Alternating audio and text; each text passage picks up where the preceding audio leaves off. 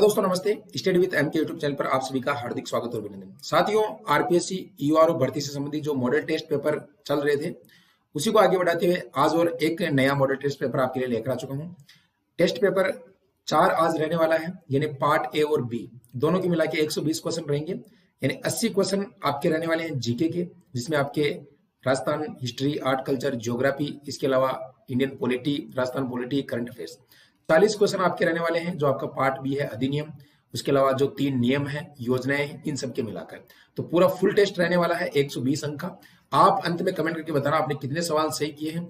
और इसकी जो पीडीएफ है, 3 जो टेस्ट मैंने करवा दिए हैं, तीनों टेस्ट की पीडीएफ टेलीग्राम पर दे दी है, आप जाके ले सकते हो। और दोस्तों, अगर आपने अभी तक टेलीग्राम ज्वाइन नहीं किया है तो डिस्क्रिप्शन में लिंक मिल जाएगा, स्टडी विद एम के चौधरी के नाम से टेलीग्राम चैनल है, वो जाकर आप ज्वाइन कर लेना। इसके अलावा अगर आपने अभी तक हमारी टेस्ट सीरीज ज्वाइन नहीं किया तो जल्दी से कर लीजिएगा, बहुत ही बेहतरीन प्रकार की टेस्ट सीरीज है। अभी ऑफर के तहत मात्र आपको 99 रुपए में दी जा रही है, जिसमें 15 टेस्ट मिलेंगे ए और बी पार्ट के। इसके अलावा जो बी पार्ट की है वो आपको केवल 199 रुपए में दी जा रही है। इसमें 25 टेस्ट मिलेंगे, 20 टॉपिक वाइज और 5 फुल। दोस्तों जाके ज्वाइन कर लेना। इसके अलावा आप जो हमारी बुक्स भी घर बैठे मंगा सकते हो, इसमें प्रीवियस ईयर क्वेश्चन है। इसके अलावा बहुत ही शानदार तरीके से आपको रिवीजन इसमें करने का अच्छा अवसर रहेगा, तो ये मंगा सकते हो। जीके के लिए भी एमसीक्यूज बुक है 3333 क्वेश्चनों की, ये भी आप मंगा सकते हो। तो चलिए स्टार्ट करते हैं। अधिक जानकारी के लिए आप यहाँ पर व्हाट्सअप कर सकते हो, संपर्क कर सकते हो, और डिस्क्रिप्शन में सारी डिटेल आपको मिल जाएगी। तो टेस्ट नंबर 4 शुरुआत करते हैं। बिल्कुल सभी का बहुत बहुत हार्दिक स्वागत करता हूं और अभिनंदन करता हूं।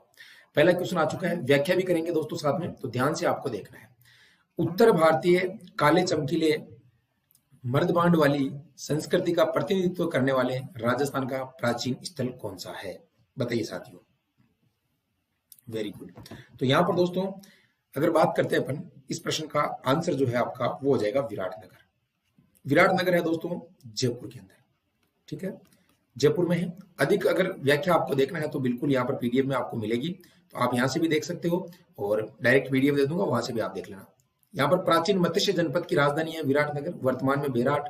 और बीजक की पहाड़ी, भीमजी की डूंगरी, मोती डूंगरी, महादेव की डूंगरी आदि स्थानों पर उत्खनन का जो कार्य है वो दयाराम साहनी ने करवाया था 1936-37 में, तथा पुनः 1962-63 में पुरातत्वविद नील रतन बनर्जी तथा कैलाश नाथ दीक्षित द्वारा किया गया। ये इसका सॉल्यूशन भी आपको यहाँ पर दिया गया है, ऐसा प्रत्येक प्रश्न का आपको मिलेगा, ठीक है। चलिए, ताकि आपके सारे कंसेप्ट क्लियर हो जाए। असंगत आपको पहचानना है गुर्जर प्रतिहार शासकों की उपलब्धियों के बारे में। नागभट्ट प्रथम मल्लेश्वर का नाशक, नागभट्ट द्वितीय परम भट्टारक महाराजा धीराज परमेश्वर, मिहिर भोज प्रथम निर्भयराज, महेंद्रपाल प्रथम रघुकुल चूड़ामणि। सही उत्तर बताइए क्वेश्चन नंबर 2 का। तो बिल्कुल दोस्तों यहाँ पर जो है सही उत्तर हो जाएगा ऑप्शन नंबर 3। यहाँ पर असंगत पूछा है, गलत पूछा है। मिहिर भोज प्रथम निर्भयराज ये नहीं है, बाकी यहाँ पर सारे सही हैं।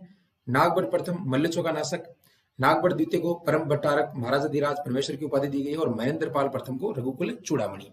लेकिन दोस्तों नागभट्ट जो यहाँ पर जो मिहिर भोज प्रथम है, इसको निर्भयराज की जो उपाधि है वो नहीं दी गई है, ठीक है ना। तो ध्यान रखना, वेरी इंपॉर्टेंट है। बाकी इसकी जो व्याख्या है आप यहाँ से देख सकते हो, ठीक है। चलिए अगला क्वेश्चन देखिएगा।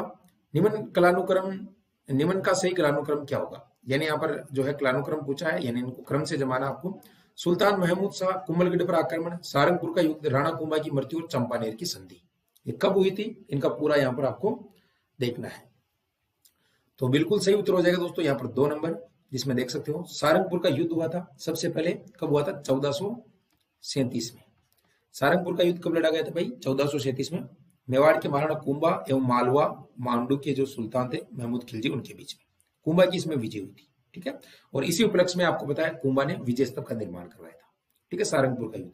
इसके बाद आता है दोस्तों आपका जो है यहाँ पर 1437 के अंदर ही जो है यहाँ पर सुल्तान जो महमूद शाह है, इन्होंने कुंभलगढ़ पर आक्रमण किया था, ठीक है ना।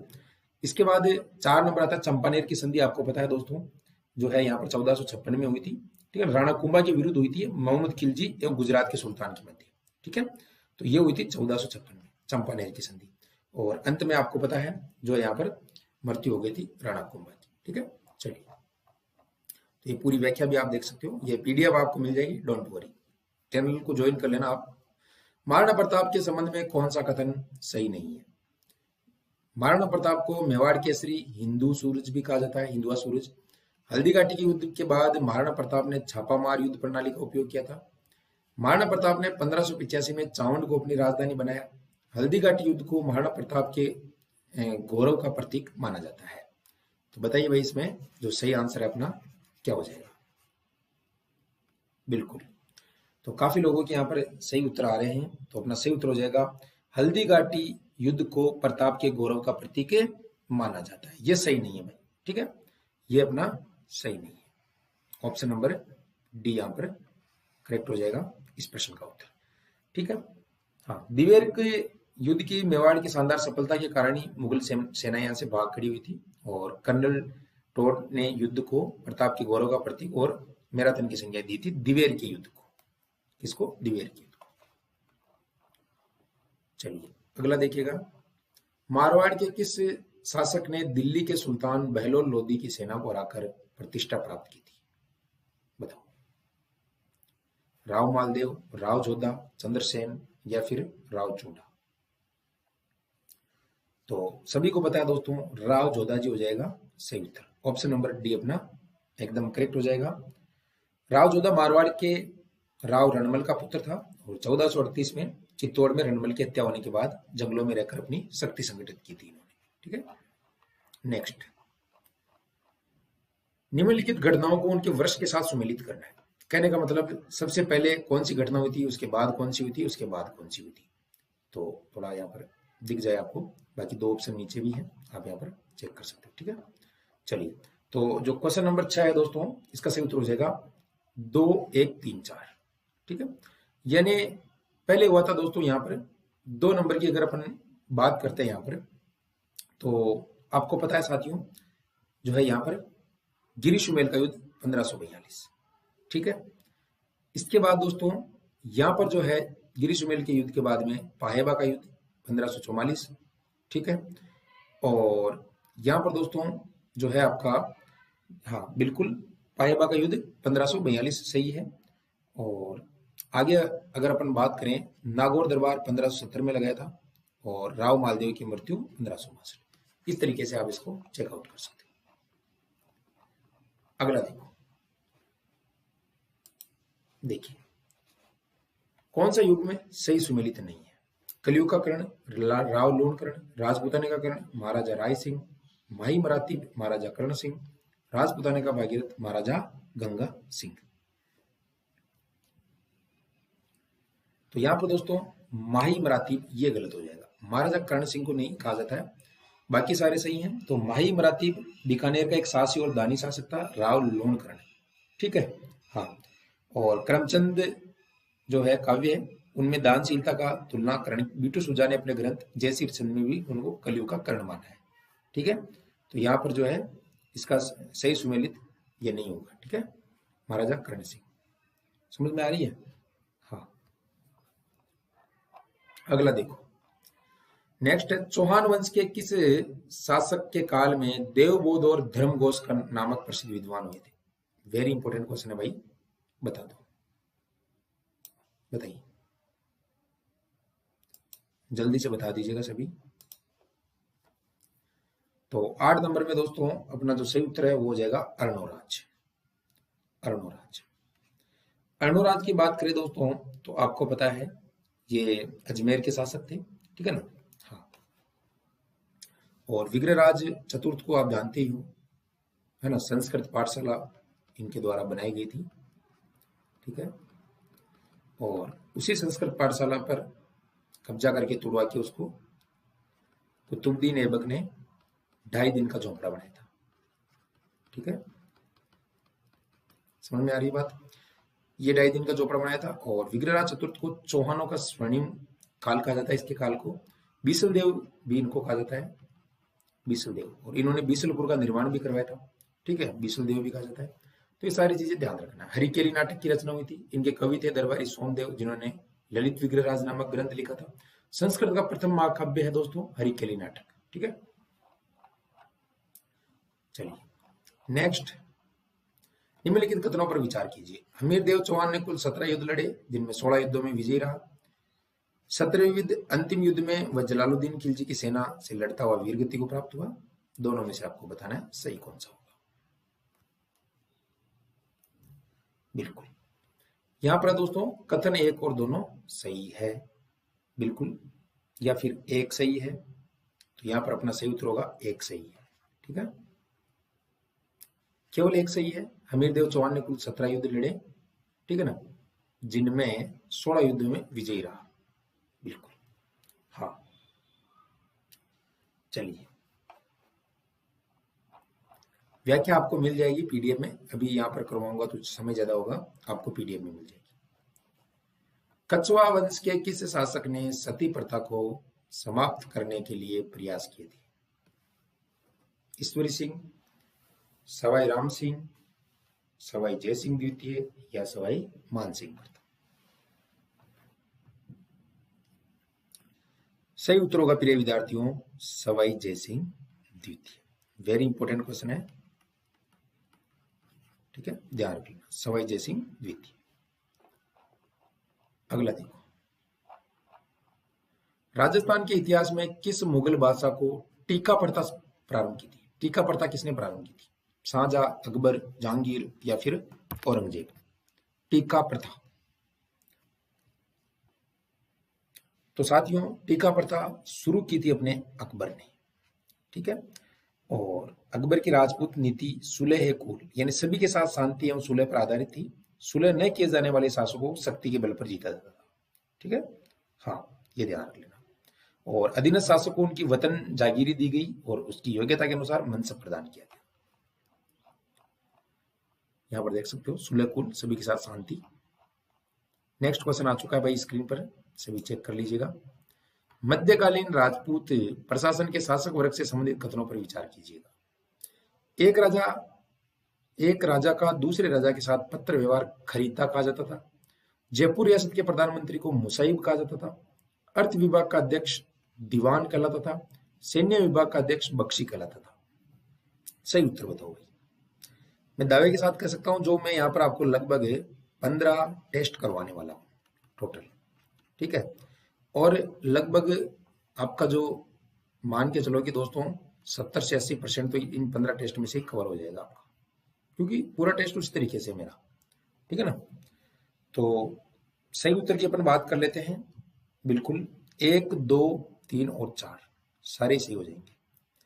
एक राजा दूसरे राजा के साथ जो पत्र व्यवहार करता था उसे खरीदा कहा जाता था। जयपुर रियासत का प्रधानमंत्री को मुसाहिब कहा जाता था। अर्थ विभाग का अध्यक्ष दीवान होता था। सैन्य विभाग का अध्यक्ष बख्शी कहा जाता था। ये सारे के सारे अपने सही है। लो जी, अगला आ गया प्रश्न, बहुत बढ़िया, बताओ भाई। निम्नलिखित में से प्रश्न पूछ रहा है कि निम्नलिखित में से कौन सा युग में सही सुमेलित नहीं है। यहां पर दोस्तों ग्रंथ और संप्रदाय पूछा है, ठीक है। तो अगर अपन देखते हैं दोस्तों, तो यहां पर जो सही उत्तर है वो जाएगा ज्ञान सरोदे दादूपंथी। ये दादूपंथी का नहीं है, ज्ञान सरोदे। बाकी सारे परशुराम सागर, निम्बार्कचार्य जो सलेमाबाद जिसका पहले नाम था किशनगढ़ के अंदर है, अणबेवाणी रामसनई संप्रदाय, ब्रह्म सागर चरणदासी, ठीक है, हाँ बिल्कुल। भक्ति ग्रंथ की रचना परशुराम जी ने ब्रज भाषा में की थी, ठीक है, बिल्कुल। संत दादू दयाल आमेर के राजा मानसिंह के समय थे और दादू पंथ की स्थापना की थी इन्होंने। उपदेश हिंदी मिश्र सद्दुकड़ी भाषा में दिए थे। दादूजीरा दुआ एवं दादूजीरी वाणी बहुत प्रसिद्ध है। इसी व्याख्या में से बता रहा हूं मैं आपको, ठीक है। निम्न में से कौन सी रचनाएं संत मीराबाई द्वारा रचित है? स्टार मार्क लगा लो भाई, इंपॉर्टेंट, ठीक है। नरसिंह मेहता की हुंडी, रुक्मणी मंगल, नरसिंह जीरो मायरो, टीका संग गोविंद। चलिए, तो बिल्कुल यहाँ पर 1, 2 और 4 हो जाएंगे। 1, 2, 1, 2 और 4। शायद इसमें थोड़ी मिसप्रिंट है, तो इसका जो सही है आंसर है वो 1 नंबर होगा। 1, 2, 4। देखो, नरसिंह मेहता की हुंडी, रुक्मणी मंगल और टीका राग गोविंद। नरसिंह जीरो मायरो ये किसकी है? कमेंट करके बताओ। मीराबाई की नहीं है, ठीक है ना, ये किसी और भक्त की है, नरसिंह जीरो मायरो। देख सकते हो मीराबाई का जन्म कुड़की वर्तमान पाली में है। प्रसिद्ध कवयित्री, गायिका, कृष्ण भक्ति करने वाली, इसलिए इन्हें राजस्थान की राधा कहा जाता है। अंतिम समय गुजरात के द्वारिका में के डाकोर स्थित रणछोड़ मंदिर में चली गई थी और 1547 में गिरधर गोपाल में विलीन हो गई थी, ठीक है। देखो अगला प्रश्न। राजस्थान के किस साहित्यकार को कहानियों का बगीचा गार्डन ऑफ टेल्स नामक ग्रंथ में लोक कथाओं का संग्रह तैयार किया था? बताओ भाई। बिल्कुल, कौन भूल सकता है उस व्यक्ति को, है ना? विजयदान देथा। बातारी फुलवारी आप सभी को पता है, जन्म हुआ था दोस्तों 1926 में देथा जी का। और बात करते हैं दोस्तों कहां पर हुआ था? बोरुंदा के अंदर। बोरुंदा सीमेंट की फैक्ट्री है और यहाँ पर विजयदान देथा जी का जन्म भी हुआ है बोरुंदा में, तो ये जोधपुर के अंदर पड़ता है। ठीक है, बातारी फुलवारी, अलेकू हिटलर, ठीक है ना, रूख आदि रचनाएं हैं। बातारी फुलवारी कहानियों का बगीचा नामक ग्रंथ लोक कथाओं में कीर्ति स्तंभ के नाम से प्रसिद्ध है, 14 खंडों में तैयार है। कितने? 14 खंडों में। यह प्रश्न कई बार आता है। बातारी फुलवारी 14 खंडों में। ठीक है, बाकी कन्हैयालाल सेठी आपको पता है, धरती दोरारी, ठीक है, ये लिखा था। अगला क्वेश्चन देखिएगा नेक्स्ट। कौन सा कथन असत्य है? गलत कथन बताना है। मारवाड़ी भाषा का साहित्य रूप डिंगल। डिंगल का साहित्यिक चरण कवियों ने लिखा। डिंगल भाषा का विकास शोरसेनी अपभ्रंश से हुआ। ढोला मारुला दुआ और सगत रासो डिंगल भाषा में लिखे गए ग्रंथ है। तो साथियों, डिंगल भाषा का जो विकास है वो शोरसेनी अपभ्रंश में हुआ है, ये बात बिल्कुल गलत है। ठीक है, बाकी मारवाड़ी को डिंगल, मारवाड़ी का जो साहित्य रूप है डिंगल कहा जाता है। लेकिन राजस्थानी भाषा पूर्वी राजस्थानी और पश्चिमी राजस्थानी में दो भेद किए जा सकते हैं। पश्चिमी राजस्थानी मारवाड़ी का साहित्यिक रूप है डिंगल एवं पूर्वी राजस्थानी ब्रज भाषा का साहित्यिक रूप पिंगल कहलाता है। ठीक है, हाँ। नेक्स्ट, किस भाषाविद ने राजस्थानी का स्वतंत्र भाषा के रूप में वैज्ञानिक विश्लेषण किया था? तो कई बार एग्जाम में आ चुका है दोस्तों, George Abraham Grierson. George Abraham Grierson, ठीक है ना।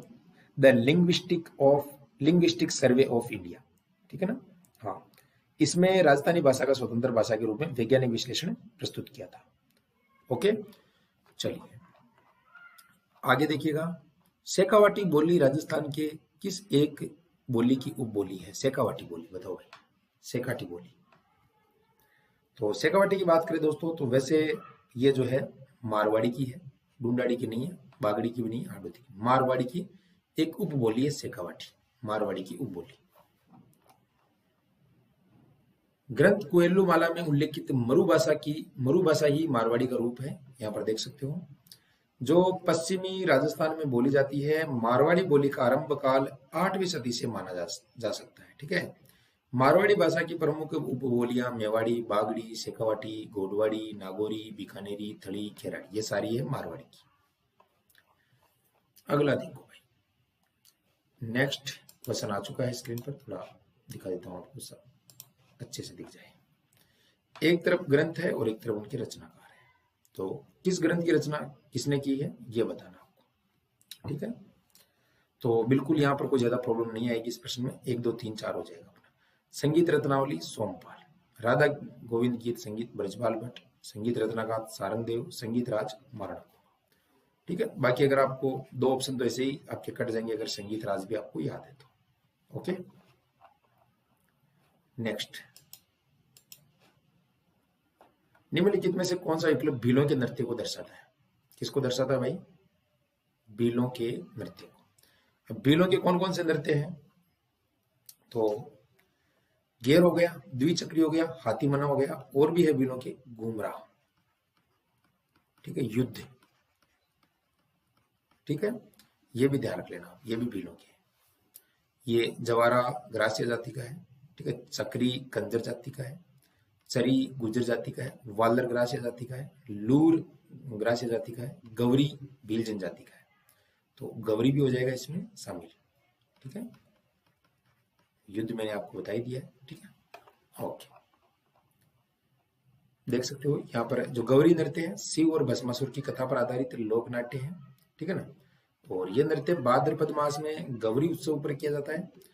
राजस्थान के लोक नाट्यों का मेरू नाट्य भी कहा जाता है इसे। ठीक है ना, होली के अवसर पर भील पुरुष द्वारा किया जाने वाला नृत्य। द्विचक्री नृत्य भील महिलाओं एवं पुरुषों द्वारा मांगलिक अवसरों पर किया जाता है।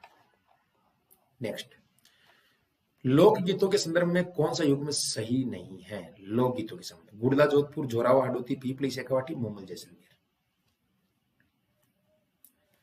तो जोरावा हाडोती में नहीं है भाई प्रसिद्ध, गुड़ला मारवाड़ में है, ये आपको पता, पीपली शेखावाटी में और मूमल। तो जोरावा दोस्तों अगर अपन बात करें तो जोराबा किस क्षेत्र में है, कमेंट करके बताना आप सभी, ठीक है। बाकी कई सारे और भी गीत है, यहाँ पर देख सकते हो। ओलियू बेटी की विदाई पर, सीटने विवाह समारोह पर वर पक्ष बारात के साथ बहु पक्ष की महिलाओं द्वारा गाया जाने वाला हंसी टिटोली गीत है। ओलियू बेटी की विदाई पर मैंने बता दिया आपको। नेक्स्ट, राजस्थान के किस लोक नाट्य ख्याल में गायक ऊंची कूद लेकर डप उछालते हुए गाता है तथा घुटनों के बल खड़ा होकर अपनी बात कहता है? तो बात कहता है दोस्तों, तो कौन सा हो जाएगा भाई? रम्मत। एक अभिप्राय खेल है ये, ध्यान रख लेना। रम्मत, और रम्मत की बात करें दोस्तों तो ये रम्मत बीकानेर की प्रसिद्ध है, कुछ क्षेत्र जोधपुर का भी आता है इसमें, ठीक है ना। हाँ, फागू महाराज, सुआ महाराज, मनीराम, सेवक, गंगादास आदि इसके कलाकार है। टेरिया इसमें खेल को जो खेलार होता है उसे कहा जाता है। चार ये तो हो गई बीकानेर की, लिख देता हूं मैं, थोड़ा छोटा कर देते हैं पेन का साइज। ओके, चार बेत आपकी, एक मिनट 1 मिनट, चार बेत हो गई आपकी टोंक, ठीक है। हेला दंगल, हेला दंगल कहाँ के? सवाई माधोपुर, लाल सोट दौसा। तमाशा जयपुर की, तमाशा कहाँ करेंगे भाई? जयपुर में करेंगे जाके। चलो नेक्स्ट, नेक्स्ट देखिएगा, किस मुस्लिम सूफी संत को मोहम्मद गोरी ने सुल्तान उल हिंद की उपाधि दी थी? किसकी दी थी भाई? सुल्तान उल हिंद की उपाधि। तो साथियों बिल्कुल यहाँ पर ख्वाजा मोइनुद्दीन चिश्ती, जिनकी दरगाह है अजमेर में। कहाँ पर है? अजमेर के अंदर है, ठीक है। मोइनुद्दीन चिश्ती की बात करें तो 12वीं शताब्दी यानी लगभग दोस्तों 1192 में मोहम्मद गोरी की सेना के साथ पृथ्वीराज तृतीय के समय ये भारत आए थे। पृथ्वीराज चौहान तृतीय के समय ये कहाँ पर आए थे? मोहम्मद जो ख्वाजा मोइनुद्दीन चिश्ती है ये भारत आए थे भाई, ठीक है ना, मोहम्मद गोरी की सेना के साथ, ठीक है। और मोहम्मद गोरी ने ख्वाजा मोइनुद्दीन चिश्ती को सुल्तान उल हिंद यानी हिंद का आध्यात्मिक गुरु की उपाधि दी थी। और अजमेर में ख्वाजा मोइनुद्दीन दरगाह का निर्माण इल्तुतमिश ने करवाया है। वेरी वेरी इंपॉर्टेंट, इल्तुतमिश, ठीक है ना, किसने करवाया है? इल्तुतमिश ने करवाया है, ठीक है। चलिए नेक्स्ट, अगला देखो, बहुत ही बढ़िया प्रश्न है ये भी, सारे प्रश्न टॉप लेवल के भाई, देख लेना आप। राजस्थान के वे जिले जो दो राज्यों से सीमा बनाते हैं, बताइए भाई, 2 राज्यों से सीमा बनाते हैं, कौन कौन से जिले बनते हैं आपके? बताओ। देखो अभी जो है आपके 33 जिले हैं, उसी के अकॉर्डिंग आपका एग्जाम में पूछा जाएगा। और अभी लगभग आगामी जितनी भी वैकेंसी है उसमें इसी तरीके से पूछा जाएगा। जो आपके 50 जिले बने हैं उनका भी कोई ज्यादा रोल नहीं है, ठीक है। तो 1 3 4 हो जाएगा इसमें, 1 3 और यहाँ पर 1 4 हो रहा है, ठीक है। तो राजस्थान के वे जिले जो 2 राज्य की सीमा बनाते हैं, जिसमें आपके संख्या 4 है 2 राज्य की सीमा बनाने वाले, कौन कौन से हैं आपको बताइए दोस्तों? 2 राज्यों की सीमा बनाने वाले जिले, ठीक है। और 3 नंबर का रहा पाली जोधपुर, दोनों के अंतर्वर्ती जिले हैं। और यहाँ पर अजमेर चित्तौड़, जिनका भौगोलिक स्वरूप 2 स्थानों पर स्थित है। एक तो टाटगढ़ हो गया अजमेर का, आप अगर कभी अजमेर का नक्शा देखोगे तो अजमेर से थोड़ा हटके है टाटगढ़।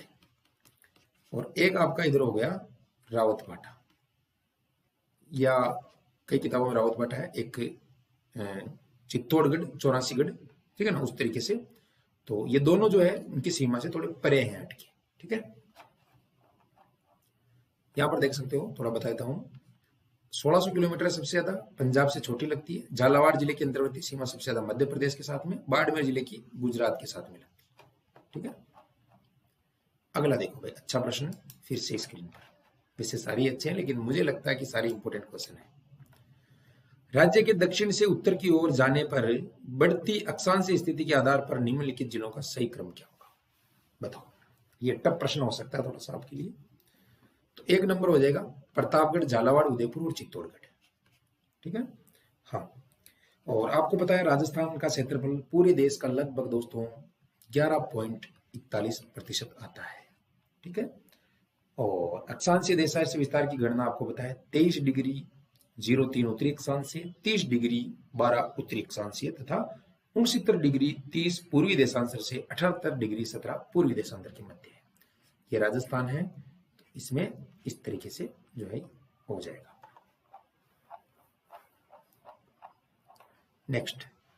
पश्चिमी पश्चिमी राजस्थान में हम्मादा स्थलाकृति में बने बालू का स्तूप क्या कहलाते हैं, बताओ। इसको कहते हैं साथियों तारा, स्टार, ठीक है ना। क्या कहते हैं भाई, स्टार कहते हैं।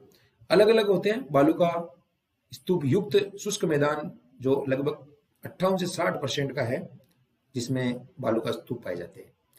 कितने, 58 से 60% में पश्चिमी राजस्थान में। अब सोच लो आप, कुल 61% तो पश्चिमी राजस्थान की क्षेत्रफली है जो रेगिस्तान है उसमें। अब अनुदैर्घ्य, रेखीय, पौना मूर्ति, ये तीनों जो श्रेणियां हैं दोस्तों, ये बालू का स्तूप लंबवत समांतर श्रेणी में होते हैं। ऐसे समांतर श्रेणी, ऐसे लंबवत होते हैं, ठीक है। और क्या कहा जा रहा है, हाँ, श्रेणी के समान, जिनका विस्तार रामगढ़, जैसलमेर, जोधपुर, बाड़मेर में स्थित है। बरखान की बात करें तो अर्धचंद्राकार बालू का स्तूप, ये टीले 10 से 20 मीटर ऊंचे हाइट पर होते हैं, जैसे यहाँ पर, ठीक है, इस तरीके से हाइट पर, ये बरखान हो गई, ठीक है। हाँ, और ये बालेरी, चूरू, लूण क्रमशर, करणी माता, ओशिया, जोधपुर में मिलते हैं। चलिए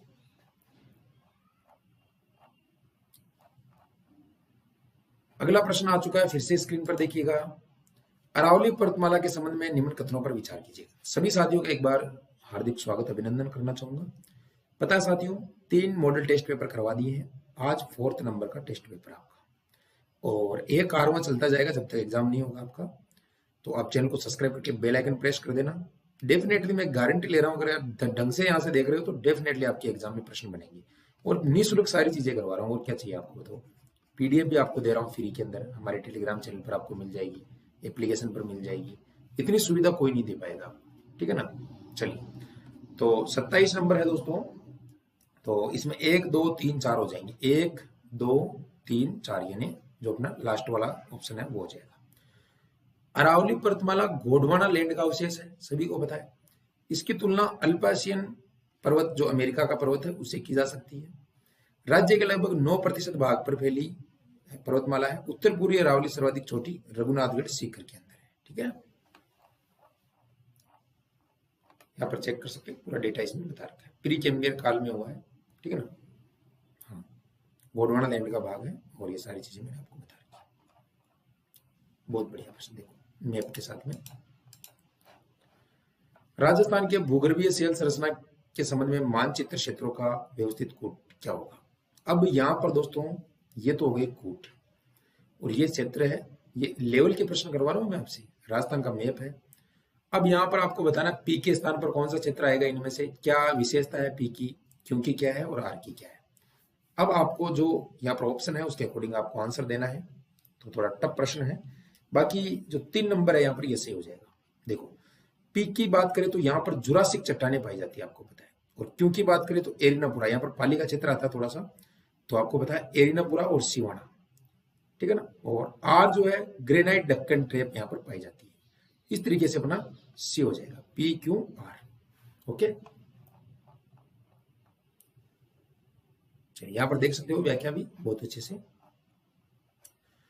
राजस्थान की मानसून स्थिति के बारे में निम्न कथनों पर विचार करना है। कुल वर्षा का 90% भाग दक्षिण पश्चिम मानसून से प्राप्त होता है। राजस्थान में होने वाली ग्रीष्मकालीन मानसून पवनें हिंद महासागर से आती है। राज्य में वर्षा के दिनों की संख्या दक्षिण पूर्वी से उत्तर पश्चिम की ओर कम हो जाती है। राज्य में मानसून का प्रत्यावर्तन काल अक्टूबर से नवंबर के मध्य तक रहता है। बताओ, बिल्कुल यहाँ पर चारों ही ऑप्शन सही हो जाएंगे अपने। देखो, 90% भाग जो है राजस्थान का दक्षिण पश्चिम मानसून जाता है, जैसे ये अपना। तो अब जैसे भारत, या अपन भारत की बात करते हैं, तो भारत का दक्षिण पश्चिम में जो मानसून आएगा, जैसे दक्षिण और पश्चिम इधर से, तो इधर से ही अपने सबसे ज्यादा वर्षा आएगी, ठीक है। और यहाँ पर अरावली जा रही है, तो इधर इसीलिए वर्षा होती है हाड़ौती क्षेत्र में। बाकी इधर वाला 10% ही करता है, शुष्क रह जाता है, और वो समांतर समांतर चली जाती है आगे। जो अरब सागर का मानसून है, एक है अरब सागर और एक है बंगाल की खाड़ी, दक्षिण पश्चिम मानसून की शाखा, ठीक है, बंगाल खाड़ी। तो सबसे ज्यादा जो है बंगाल की खाड़ी का जो मानसून है वही अपने राजस्थान में प्रवेश करता है। और हिंद महासागर से आती है ग्रीष्मकालीन पवनें। और यहाँ पर पूछा है कि दक्षिण पूर्व से उत्तर पश्चिम की ओर कम हो जाती है, जैसे ये मैप है राजस्थान का। अब यहाँ पर कह रहा है कि राज्य में वर्षा की दिनों की संख्या दक्षिण पूर्व से उत्तर पूर्व की ओर कम हो जाती है। तो भाई ये उत्तर और ये पूर्व है। अब ये दक्षिण और ये हो गया अपना पूर्व, ये पश्चिम है, ठीक है। तो यहां पर क्या कह रहा है, तो बिल्कुल अगर अपन दक्षिण पूर्व से उत्तर पश्चिम चलेंगे तो दक्षिण पूर्व है, ठीक है, यानी दक्षिण पूर्व, यहां से उत्तर पूर्व की ओर उत्तर पश्चिम होना चाहिए यहाँ पर, हाँ उत्तर पश्चिम मेरा। तो इधर आपको पता है इधर जाएंगे तो वर्षा की कमी आएगी, आपको पता है भाई, ठीक है ना। तो ध्यान रखना इधर कमी है। तो अगर प्रश्न यहाँ पर उल्टा हो जाता कि पश्चिम उत्तर की ओर से दक्षिण पूर्व की ओर वर्षा की मात्रा में बढ़ोतरी होती है, तो यह बात भी सही होगी आपकी, ठीक है। और प्रत्यावर्तन काल जब चेंज होता है तो अक्टूबर से नवंबर मध्य तक ही प्रत्यावर्तन काल रहता है, इसमें मानसून लौट जाता है, प्रत्यावर्तन काल होता है मानसून का, राइट। चलिए, इतने अच्छे तरीके से आपको पेड कोर्स में भी नहीं समझाया जाएगा, इसी बात पे एक लाइक सब्सक्राइब बनता है, ठीक है। राजस्थान में मानसून प्रवेश की तिथि है 15 जून, जो सर्वप्रथम बांसवाड़ा में प्रवेश करता है और दक्षिण पश्चिम से चलने वाली जल भरी हवाओं को हिंद महासागर से आती है, दक्षिण पश्चिमी मानसून के नाम से जाना जाता है। बताओ, वीणा के समान दो तंबू के प्रयोग से बनाए जाने वाला वाद्य यंत्र, बताओ भाई जल्दी से, जूम कर देता हूँ, दिख जाए आपको, आराम से दिखना चाहिए, मुझे भी आराम से दिखना चाहिए। तो 30 नंबर में जंतर हो जाएगा, जंतर। अब जंतर वीणा का प्रारंभिक रूप माना जाता है ना, और बगड़ावतों की कथा गुजर भोपे बजाते हैं इनको, है ना। और बाकी ये तत्व श्रेणी का वाद्य यंत्र जिसमें 5 से 6 तार होते हैं इसमें, है ना। जंतर की बात करें तो दोस्तों देवनारायण जी की फड़ बाजी जाती है इसे, देवनारायण जी की फड़े जंतर से, ठीक है। और रावण हत्ते से किसकी बात जाती है भाई, रामदेव जी बाबू जी,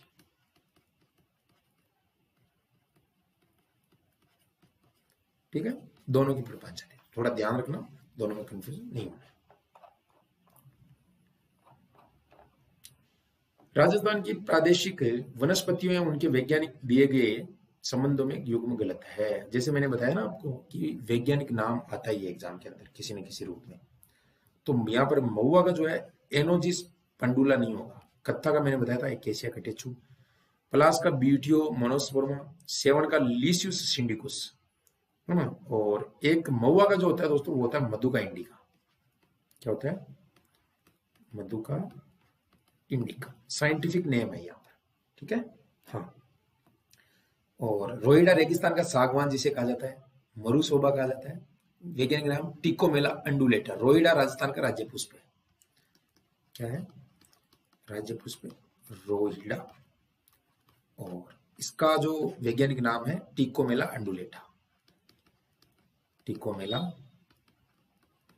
अंडुलेटा, ओके। बाकी खेजड़ी, थार का कल्पवृक्ष झांटी और प्रोसेपिप सेनेरियो, भारतीय शमी वृक्ष भी कहते हैं, ठीक है ना। सागवान तो भाई वही होगा रोहिड़ा, है ना। चलिए नेक्स्ट, ये मृदा से संबंधित क्वेश्चन है, तो देख लीजिएगा, वैसे सारे क्वेश्चन लेकर आया हूं मैं आज, 1, 3, 4 से हो जाएगा। देखो, जलोढ़ कच्छारी मृदा में नाइट्रोजन कार्बनिक तत्व पर्याप्त मात्रा में होते हैं। धूसर या सिरेजम प्रकार की मिट्टी पाली, नागौर, अजमेर जिलों आदि में पाई जाती है। और चौथा कह रहा है जैसलमेर बीकानेर में अधिकांश कैल्सी ब्राउन प्रकार की मृदा पाई जाती है, वेरी इंपॉर्टेंट, कैल्सी ब्राउन नाम, ठीक है। जिप्सोफिरम आपसे पूछ रहे हैं, जिप्सोफिरम, जिप्सोफिरम ये पाई जाती है बीकानेर के अंदर, ध्यान रखना, जिप्सोफिरम कई बार आ चुका है एग्जाम में, ओके। नेक्स्ट देखिएगा, फिर प्रश्न आ गया नदियों से संबंधित, सहायक नदियां पूछा है यहाँ पर, है ना। नदियां, सहायक नदियां, चंबल की कौन सी होगी, लूणी की, बनास की, इस तरीके से, कोई डाउट नहीं है। चंबल की बामणी, लूणी की गुइया, माही की अनास, बनास की कोठारी, तो डायरेक्ट ही अपना 1, 2, 3, 4 हो जाएगा, ठीक है, हाँ। वैसे चंबल की काली सिंध भी है, पार्वती भी है, ठीक है, काली सिंध, और कौन सी हो जाएगी, पार्वती, पार्वती हो जाएगी, कुन्नू, आहू, मेज, चाकण, झोझड़ी, लीलड़ी, सुकड़ी, गुइया, जवाई, बांडी, खारी, सागी, ये लोनी की आपके, ठीक है।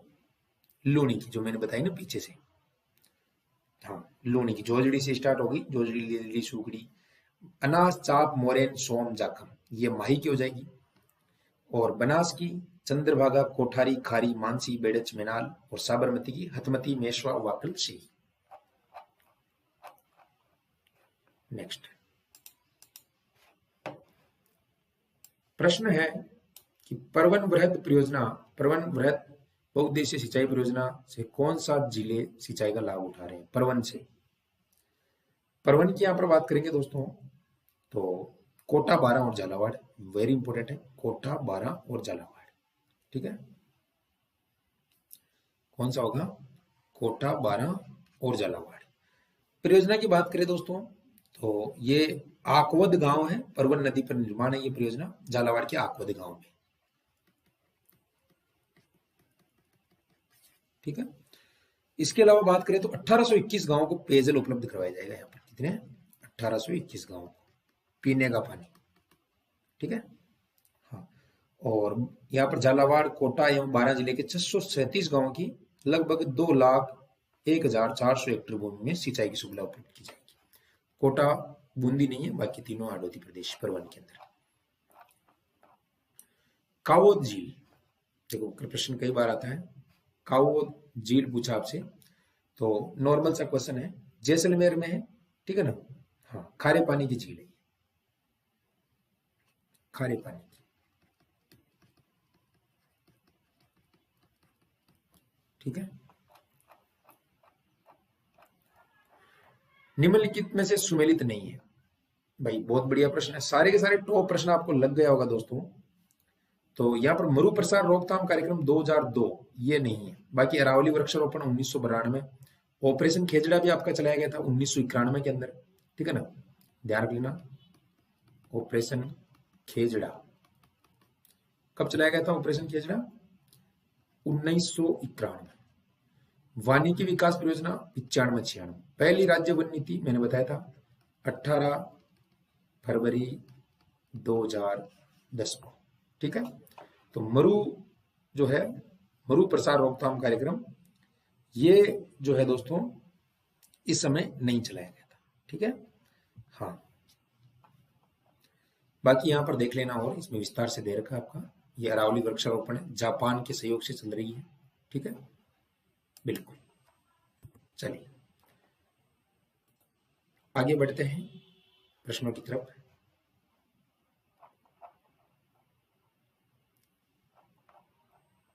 सांवसर कोटसर, बहुत अच्छा प्रश्न है।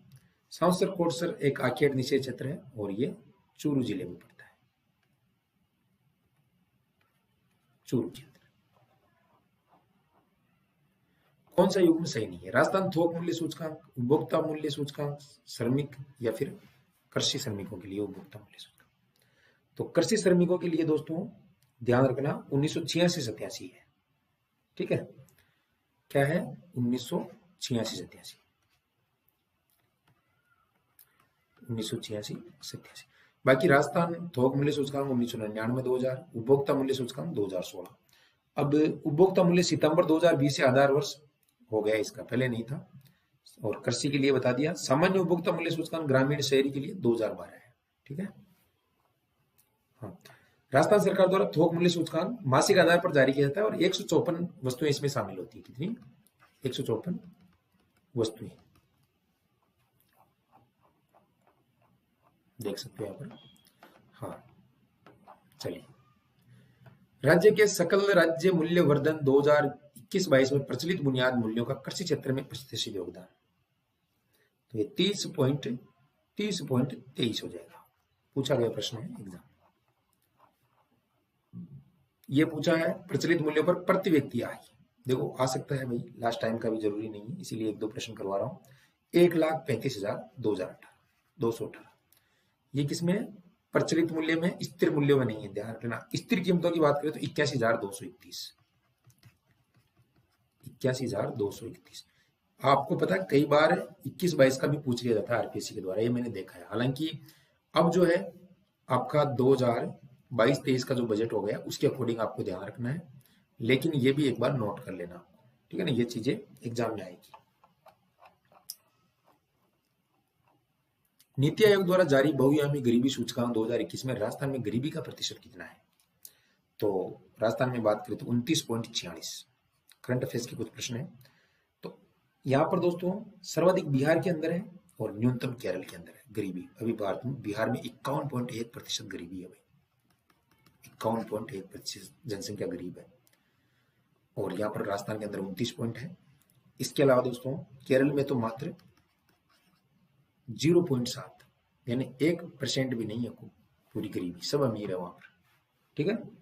हाँ, और राजस्थान में सबसे ज्यादा बात करें तो बाड़मेर जिला 29.46 में भी बाड़मेर जिला सबसे ज्यादा गरीब है, ठीक है। चलो अगला प्रश्न देखो, दिख रहा होगा आपको, अब देख लीजिएगा। यहाँ पर जो वित्त पोषित है, प्रथम विभिन्न परियोजनाएं सूची, द्वितीय में वित्त पोषित संस्था है, उनका आपको सही मिलान करना है। जैसे जायका हो गई, ठीक है, तो इस तरीके से अपना 1 3 2 4 हो जाएगा, 1 3 2 4। देखो राजस्थान वानिकी एवं जैव विविधता परियोजना जायका, इसका ये नाम है। जायका के द्वारा ये जो है वित्त पोषित है, जापान की एजेंसी है। राजस्थान शहरी क्षेत्र विकास कार्यक्रम, यहाँ पर अगर इसको ओपन करेंगे तो क्या हो जाएगा भाई, एडीबी, ठीक है, 3 नंबर बता रहा है एडीबी, एशियन डेवलपमेंट बैंक, ठीक है। और राजस्थान राज्य राजमार्ग विकास कार्यक्रम, इसकी अगर बात करें तो ये हो जाएगा आपके वर्ल्ड बैंक डब्ल्यूबी। रेगिस्तानी क्षेत्र के लिए एनडीडीबी, ठीक है। हाँ, पुनर्संरचना की। नेक्स्ट देखो, राजस्थान वित्त निगम आरएफसी के बारे में, राजस्थान फाइनेंस जो कमीशन है उसके बारे में आपको बताना है। तो राजस्थान वित्त निगम की स्थापना 1955 में हुई है, बताइए भाई, बताइए। यहां पर थोड़ा सा इसमें आपको, हाँ, यहां पर जो है ऑप्शन नंबर 1 यहां पर दिया गया है कि 1955 में स्थापना की गई थी। वित्त निगम नवीन उद्योगों की स्थापना विस्तार के लिए ऋण की सहायता उपलब्ध करा था। 200 लाख तक का वित्तीय ऋण उपलब्ध किया जा सकता है युवा उद्यमियों के लिए, वित्त निगम द्वारा ही किया जाता है। तो यहाँ पर कुछ ऑप्शन चेंज है, थोड़ा सा इसमें त्रुटि है इस प्रश्न में, तो इसको अपन एक बार देख लेते हैं। वैसे जो है इसका सारा जो है सही हो जाएगा, 1955 में स्थापना हुई है, ठीक है। और नवीन उद्योगों की स्थापना, विस्तारीकरण और 200 करोड़ रुपए तक का वित्तीय संस्थान, तो ये भी सही है। और वित्त निगम नवीन उद्योगों की स्थापना, उसके विस्तार के लिए ऋण, ये भी सही है, ये भी सही है। युवा उद्यमियों को वित्त प्रोत्साहन, ये भी सही है। तो सारे के सारे इसमें सही हो जाना चाहिए, लेकिन यहाँ पर ऑप्शन नहीं है, तो इसको अपन एक बार स्किप कर देते हैं। क्वेश्चन नंबर 43, ध्यान रख लेना, हो जाती है कई बार टाइपिंग मिस्टेक। देखो अगला प्रश्न, राजस्थान में लघु औद्योगिक इकाइयां एवं हस्तशिल्पियों को सहायता प्रोत्साहन देने, उनके द्वारा उत्पादित वस्तुओं के विपणन की सुविधा प्रदान करने वाले उपक्रम का नाम है, बताओ। तो राजसिको हो जाएगा, वेरी इंपॉर्टेंट, राजसिको राजस्थान सरकार का उपक्रम है जिसकी स्थापना भारतीय कंपनी अधिनियम 1956 के तहत 3 जून 1961 को की गई है। कब? 3 जून 1961 स्थापना, ठीक है। और बाकी यहाँ पर इसका उद्देश्य है औद्योगिक इकाइयां शिल्पों को सहायता प्रोत्साहन देना, ठीक है। रूडा की 1995 में हुई है, ग्रामीण क्षेत्र में ये जो है बढ़ावा देता है रूडा। चलिए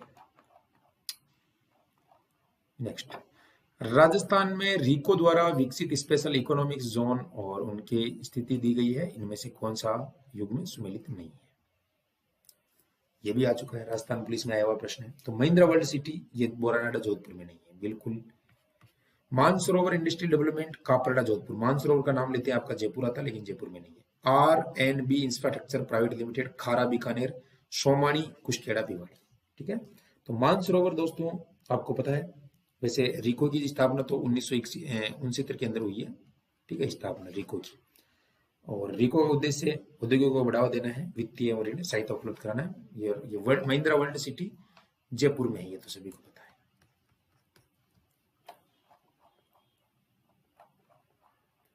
राजस्थान की प्रथम सूती वस्त्र मिल है तो दी कृष्णा मिल लिमिटेड ब्यावर, ठीक है। और आपको पता है दोस्तों, राज्य में प्रथम सूती वस्त्र मिल दी कृष्णा मिल 17 जून 1889 स्थापना की गई है, ठीक है। हाँ, ब्यावर में निजी क्षेत्र की है, कर्नल डिक्सन एवं सेठ दामोदर दास राठी द्वारा। दूसरी दोस्तों 9 अगस्त 1906 में ब्यावर में एडवर्ड मिल की स्थापना की गई है, ये 1906 में। ये सेकंड है, ये फर्स्ट है, ये सेकंड है, और ये राजस्थान की फर्स्ट है, ठीक है। सबसे बड़ी उम्मेद मिल है पाली में, लेकिन स्थापना तो इसकी हुई है 1879 के अंदर, गांधी जी के जन्म के 20 वर्ष बाद, है ना।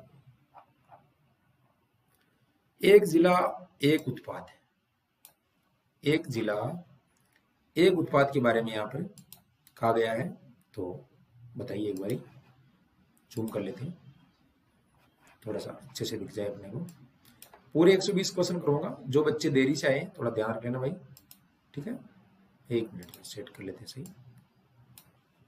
जो भी बच्चे देरी से आए उनसे रिक्वेस्ट है मेरी कि समय पे क्लास ज्वाइन करें, है ना। 8:45 पे अपनी क्लास स्टार्ट हो जाती है रोजाना, ओके। पूरे टेस्ट चलेंगे, पार्ट ए और बी दोनों के मिला के 120% रहेंगे, पूरा सिलेबस जैसे आप एग्जाम दे रहे हो उसी तरीके से। कमेंट करके लास्ट में बताना कितने क्वेश्चन सही हुए हैं, ठीक है। पीडीएफ टेलीग्राम पर दे देंगे हम आपको।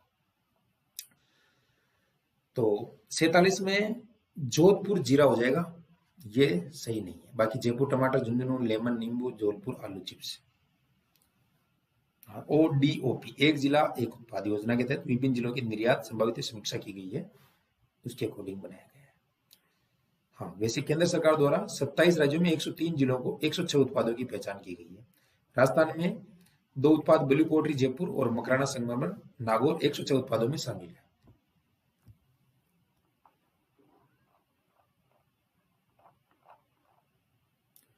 निम्नलिखित में से ये पूछा है DMIC, Delhi Mumbai industrial corridor के बारे में कौन सा नहीं आता है, तो कौन सा नहीं आता है इसके अंतर्गत, तो जयपुर बोरानाडा जोधपुर निवेश क्षेत्र नहीं आता है। कुसकेड़ा भिवाड़ी नीमराना जोधपुर पाली मारवाड़ राजमंद भीलवाड़ा, जयपुर बोरानाडा नहीं आएगा इसमें। वैसे दोस्तों दिल्ली मुंबई फ्रेट कॉरिडोर दोनों और इंडस्ट्रियल कॉरिडोर विकसित किया जाएगा और 150 किलोमीटर क्षेत्र इंडस्ट्रियल कॉरिडोर में विकसित किया जाएगा। 22 जिले सम्मिलित है राजस्थान के इसमें, जिसमें प्रदेश में 5 क्षेत्र विकसित किए गए हैं, ये यहाँ पर आप देख सकते हो। पहला कुसकेड़ा भिवाड़ी, दूसरा जोधपुर पाली मारवाड़, तीसरा अजमेर किशनगढ़, चौथा राजमंद भीलवाड़ा और 5वां जयपुर दौसा। ये बजट का प्रश्न है 2022-23 का।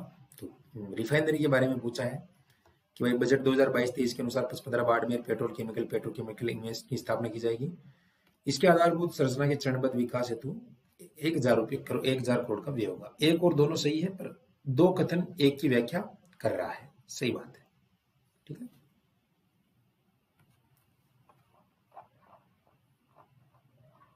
मक्का उत्पादन में 3 जिले अवरोही क्रम, बढ़ते हुए क्रम में बताना, मतलब ज्यादा उससे ज्यादा उससे ज्यादा, यानी सबसे ज्यादा लास्ट में। आरोही बढ़ते क्रम, अवरोही घटता क्रम, सॉरी घटते क्रम में बताना है। उदयपुर में होगा, बांसवाड़ा में और बूंदी में। उदयपुर बांसवाड़ा बूंदी, ये 4 नंबर से। केंद्रीय शुष्क अनुसंधान जो है यहाँ पर औद्योगिक संस्थान की स्थापना कहाँ की गई है, तो स्थापना की बात करें तो बीकानेर में की गई है दोस्तों, बीकानेर। कुछ व्याख्या देख सकते हो नीचे यहाँ पर है। केंद्रीय शुष्क अनुसंधान जो है बीकानेर में है, और बीच वाले बीकानेर में केंद्रीय शुष्क उद्यानिकी संस्थान है। ICAR राष्ट्रीय बीज मसाला अनुसंधान तबीजी अजमेर, कृषक फलोत्पादन अनुसंधान बीकानेर कृषि विश्वविद्यालय। पॉलिटिकल के प्रश्न आ गए, बहुत ही शानदार तरीके से रहने वाले हैं। राज्यपाल समय समय पर राज्य के विधानमंडल का अधिवेशन आहूत करता है। राज्यपाल में विधानसभा को स्थगित करने की शक्ति निहित है। अनुच्छेद 213 के अनुसार राज्यपाल आदेश जारी कर सकता है। राज्य विधानमंडल के किसी भी विधेयक को राज्यपाल राष्ट्रपति की स्वीकृति के लिए सुरक्षित रख सकता है। 176 का संबंध राज्यपाल के विशेष अभिभाषण से है। तो भाई जी बिल्कुल 1 3 4 5 है ना, तो 5 है इसमें, 1 3 4 5, 2 नंबर नहीं होगा। राज्यपाल विधानसभा को स्थगित नहीं कर सकता है। स्थगित तो दोस्तों कौन करेगा, जो सभापति होगा, जो स्पीकर होगा वो करेगा स्थगित, ठीक है ना, राज्यपाल नहीं कर पाएगा। राज्यपाल तो उसको क्या करता है दोस्तों, बताओ कमेंट करके क्या करता है। यहाँ पर देख लो, सत्र अवसान या विघटन करता है, उसका पूरा ही खत्म कर देता है, बस फिर नहीं स्टार्ट होती है डायरेक्ट राज्यपाल। 174(1) के राज्यपाल समय समय पर राज्य विधानमंडल का अधिवेशन आहूत करेगा, किंतु उसे एक सत्र की अंतिम बैठक और आगामी सत्र की प्रथम बैठक के लिए नियत तारीख के मध्य 6 माह का अंतर नहीं होना चाहिए। राज्यपाल समय समय पर सदन का सत्र अवसान और विघटन कर सकेगा, 174(2) के अंदर बात कही गई है, लेकिन स्थगन नहीं कर सकता, स्थगन तो सभापति करेगा। राज्यपाल के बारे में पूछा है कि राज्यपाल राज्य के विश्वविद्यालय के कुलाधिपति होता है, केंद्रीय विश्वविद्यालय का कुलाधिपति होता है, सैनिक बोर्ड का अध्यक्ष होता है, भूतपूर्व सैनिकों की हितार्थ कमेटी समेकित निधि का प्रबंधन निदेशक समिति का अध्यक्ष होता है। देख लेते हैं, 1 3 4 सही होगा, 1 3 4। अब इसमें है ही नहीं ऑप्शन में, थोड़ा सा यहाँ पर 1 3 और 4 दो नंबर देख लीजिएगा, 1 3 और यहाँ पर 4। तो विश्वविद्यालय का कुलाधिपति होता ही है, राज्यपाल राज्य सैनिक बोर्ड का अध्यक्ष भी होता है, और यहाँ पर पूछा गया है कि वह राजस्थान के भूतपूर्व सैनिकों के हितार्थ गठित समेकित निधि होता है, लेकिन यहाँ पर केंद्रीय विश्वविद्यालय का तो राष्ट्रपति होता है भाई कुलाधिपति, ठीक है, राष्ट्रपति। देखो यहाँ पर राज्यपाल कुलाधिपति होता है, वह राज्य के विश्वविद्यालय के उप कुलाधिपतियों की नियुक्ति करता है, उप कुलपतियों की, ठीक है। राज्यपाल राजस्थान में विधिक प्रावधानों के अलावा निम्न जिम्मेदारी भी रखता है: अध्यक्ष राजस्थान सैनिक कल्याण सैनिक बोर्ड, राजस्थान के भूतपूर्व सैनिकों के हितार्थ गठित समेकित निधि प्रबंधन, पश्चिमी क्षेत्र सांस्कृतिक उदयपुर, स्काउट व गाइड राजस्थान, संरक्षक, अध्यक्ष भारतीय red cross society Rajasthan state branch. ये जो चीजें बता रहा हूँ IMP है, नोट कर लेना, जीवन में बहुत काम आएगी और एग्जाम में बहुत काम आएगी, ठीक है। अरावली प्रबंधन बोर्ड का अध्यक्ष नहीं है, ठीक है। यहाँ पर पूछा गया है विधानसभाओं और उनके अध्यक्ष से संबंधित कौन सा युग में सही सुमेलित नहीं है। तो बात करते हैं, सबसे अधिक समय तक रहे विधानसभा अध्यक्ष निरंजन आर्य, ये गलत हो जाएगा। पहले नरोत्तमल जोशी, महिला विधानसभा अध्यक्ष सुमित्रा सिंह और 15वीं विधानसभा के CP जोशी। यहाँ पर दोस्तों बात करते हैं तो अपने यहाँ पर देख सकते हो आप, ठीक है ना, जो व्याख्या है इसकी उसके अकॉर्डिंग अगर हम देखें तो यहाँ पर जो है दोस्तों बिल्कुल हाँ भाई निरंजन नाथ आचार्य नहीं है, सबसे अधिक विधानसभा अध्यक्ष रहे कौन रहे ये कमेंट करके बताना। अगला क्वेश्चन आ चुका है न्यायालय से संबंधित। उच्च न्यायालय के मुख्य न्यायाधीश एवं अन्य न्यायाधीशों की नियुक्ति राष्ट्रपति के परामर्श से राज्यपाल द्वारा की जाती है। राजस्थान उच्च न्यायालय की बेंच जयपुर में स्थित है। राजस्थान उच्च न्यायालय के नियम 1 अक्टूबर 1952 से प्रभावी हुए हैं। उच्च न्यायालय में 50 न्यायाधीश है। तो बिल्कुल केवल 2, 3 और 4 सही होगा, 2, 3 और 4। उच्च न्यायालय के मुख्य न्यायाधीश और अन्य न्यायाधीशों की नियुक्ति राष्ट्रपति के परामर्श से राज्यपाल द्वारा की जाती है, नहीं, ये बात बिल्कुल गलत है। 214 में जो है राजस्थान उच्च न्यायालय का गठन किया गया था आर्टिकल के अनुसार 29 अगस्त 1949 को, और के वर्मा बने थे पहले कमलकांत वर्मा। बात करते हैं नियुक्ति की, तो उच्च न्यायालय के मुख्य न्यायाधीश और अन्य न्यायाधीशों की नियुक्ति भारत के राष्ट्रपति द्वारा की जाती है और राज्य के राज्यपाल द्वारा शपथ दिलाई जाती है। यहाँ पर परामर्श राज्यपाल से नहीं करेगा, राज्यपाल शपथ दिलाएगा उनको, ठीक है। तो अपना 4 सही हो जाएगा। मजा आ रहा है क्लास में तो शेयर कर दीजिएगा, लाइक कर दीजिएगा, ठीक है, और सब्सक्राइब कर लीजिएगा। रोजाना ऐसे डोज मिलने वाले हैं आपको।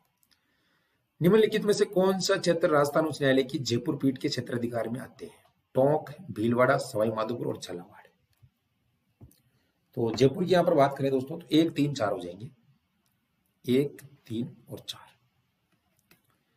1, 3 और 4 ये जयपुर के अंतर्गत है। भीलवाड़ा जोधपुर में आता है, ठीक है। हाँ बिल्कुल, 35 न्यायाधीश क्षेत्र स्थापित किए गए हैं। कुल 36 क्षेत्र हैं, जिनमें 19 उच्च न्यायालय प्रधान पीठ जोधपुर न्यायिक क्षेत्र में और 16 जयपुर के अंदर आती है।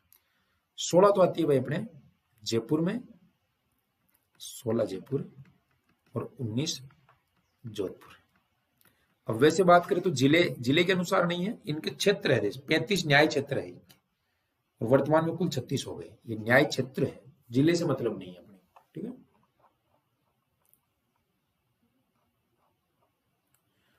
प्रथम कथन अनुच्छेद 164(1) के अनुसार मुख्यमंत्री को राज्यपाल निर्वाचित करता है। द्वितीय राज्य मंत्रिपरिषद उस राज्य के मुख्यमंत्री के प्रति सामूहिक रूप से उत्तरदायी होती है। कथन एक और दोनों ही गलत है। यहाँ पर 164 के अनुसार मुख्यमंत्री की नियुक्ति राज्यपाल करता है तथा अन्य मंत्रियों की नियुक्ति मुख्यमंत्री की सलाह पर राज्यपाल द्वारा की जाती है और राज्यपाल के पश्चात पर्यंत मंत्री अपने पद पर बने रहते हैं। दोनों यहाँ पर गलत हो जाएंगे भाई, ठीक है। हाँ देख लो यहाँ पर। और 164 में मंत्रिपरिषद राज्य की विधानसभा के प्रति सामूहिक रूप से उत्तरदायी होगी। मंत्रिपरिषद पूरी विधानसभा के प्रति सामूहिक, और जो दोस्तों अध्यक्ष होता है व्यक्तिगत रूप से होती है उसके खिलाफ, उसके पक्ष में व्यक्तिगत रूप से, सामूहिक रूप से मंत्रिपरिषद विधानसभा के प्रति। मुख्य सचिव को राज्य प्रशासन इकाई में अवशिष्ट वसीयतदार कहा जाता है और वह राज्य सरकार के उन सभी मामलों को देखता है जो कार्यान्वयन सचिव के क्षेत्र में नहीं आते हैं। बिल्कुल ए और आर दोनों सही है और आर की व्याख्या भी की जाती है, ठीक है। सुपर कैबिनेट की संज्ञा दी गई है यहाँ पर, है ना, बिल्कुल। सचिवों का प्रधान होता है, हाँ, कार्य ज्यादा होते हैं, ये सही हो जाएगा। हाँ, मुख्य सचिव बनाम कैबिनेट सचिव, दोनों का अंतर आप देख सकते हो। मुख्य सचिव राज्य सचिव का सचिव प्रधान होता है, जबकि कैबिनेट सचिव ऐसा नहीं होता, पूरे सचिव का प्रधान होता है। कैबिनेट सचिव की तुलना में मुख्य सचिव के पास शक्तियां और काम ज्यादा है। मुख्य सचिव को अवशिष्ट वसीयतदार की संज्ञा दी गई, अर्थात वो राज्य स्तर पर सभी मामले देखता है जो अन्य सचिवों के अधिकार क्षेत्र में नहीं आते, किंतु कैबिनेट सचिव के मामले में ऐसा नहीं है। कैबिनेट केवल उसी सचिव को देखता है। राजस्थान की पहली महिला मुख्य सचिव बताओ भाई। तो पहली महिला मुख्य सचिव यहाँ पर बात करते हैं। पहली, कुछ लोग स्टूडेंट जो है वो सोच रहे हैं कि सर उषा शर्मा हो जाएगी, नहीं। पहली की पूछा अपने को तो श्रीमती कुशल सिंह हो जाएगी, ठीक है, बिल्कुल कुशल सिंह होगी सबसे पहले। अभी वर्तमान में उषा शर्मा है, ये सेकंड है ना। 13 अप्रैल 1949 को राज्य के प्रथम मुख्य सचिव श्री के राधाकृष्णन बनने से केंद्र सरकार द्वारा नियुक्त किया गया था उस समय उनको। अभी तो मुख्यमंत्री करता है, उस समय केंद्र सरकार द्वारा 13 अप्रैल 1949 को। 1958 में मोहनलाल सुखाड़िया सरकार के कार्यकाल में बीएस मेहता मुख्य सचिव थे, जिनका कार्यकाल सबसे ज्यादा था, बीएस मेहता का सबसे ज्यादा था। और 13 मार्च 1969 से 26 अप्रैल 1968 तक राष्ट्रपति शासन लगा, उस समय मुख्य सचिव केपीयू मेमन थे। तो ये तीन चीजें फैक्ट ध्यान रखना है, यहाँ पर देख सकते हो। अगला देखो, शासन सचिव, विशिष्ट सचिव और अतिरिक्त, इनका जो कालानुक्रम है वो आपको देखना है। तो 3 1 2 4, 3 1 2 4। सबसे पहले ये आएगा अतिरिक्त मुख्य सचिव, ठीक है, उसके बाद शासन सचिव, ठीक है, और फिर आता आपका विशेष सचिव और फिर आता उप सचिव। इस तरीके से आपका ये चेन बनती है इसके अंदर। संभागीय आयुक्त के बारे में कौन सा सही नहीं है, यहाँ पर पूछा भाई संभागीय आयुक्त के बारे में कौन सा सही नहीं है, बताओ। तो संभागीय आयुक्त का पद राज्य प्रशासनिक सेवा वरिष्ठ अधिकारी द्वारा धारण किया जाता है, ये गलत है, सही नहीं है, ये नहीं। 62 में सुखाड़िया सरकार ने संभागीय व्यवस्था को हटा दिया था भाई सुखाड़िया ने। 87 में जोशी साहब ने वापिस चालू की और कुछ कानून के अंतर्गत न्यायिक कार्य का अधिकार भी दिया गया संभागीय आयुक्त को, देख सकते हो। 1949 में राजस्थान में 25 जिले बनाए गए थे और 5 संभाग थे। 62 में सुखाड़िया ने बंद कर दी थी। 87 में धौलपुर नया बनाकर हरदेव जोशी ने राज्यों को संभागों में बांटकर पुनः व्यवस्था की और उस समय अभी वर्तमान में 7, लेकिन अभी ध्यान रखना 10 संभाग हो चुके हैं और 50 जिले हो चुके हैं। आज की डेट तक मैं आपको बता रहा हूँ, कोई बच्चा बाद में भी वीडियो को देख रहा है तो देख सकता है। आज की डेट में इतने हैं और इससे अभी 33-23 से पहले। जिलाधीश की व्यापक और विशद कार्यों को देखते हुए उसे संस्थागत करिश्मा किसने कहा था? तो रजनी कोठारी ने कहा भाई, रजनी कोठारी जी। जिलाधीश एक कछुए के समान है जिसकी पीठ पर भारत सरकार का हाथी खड़ा है, ठीक है, ध्यान रख लेना, बिल्कुल।